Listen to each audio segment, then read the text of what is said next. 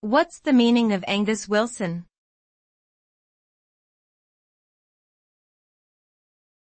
Angus Wilson.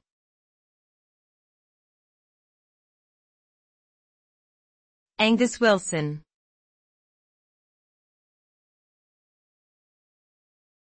Angus Wilson.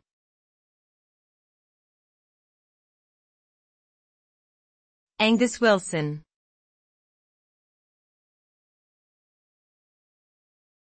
Angus Wilson.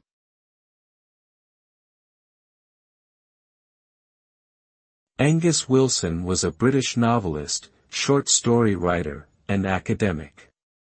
He was born in 1913 and died in 1991. Wilson wrote 12 novels, including Hemlock and After, and No Laughing Matter, as well as many short stories, essays, and reviews. He was known for his innovative use of language and his exploration of social issues such as class, sexuality, and the impact of war. Wilson's work received critical acclaim during his lifetime and continues to be studied and discussed today.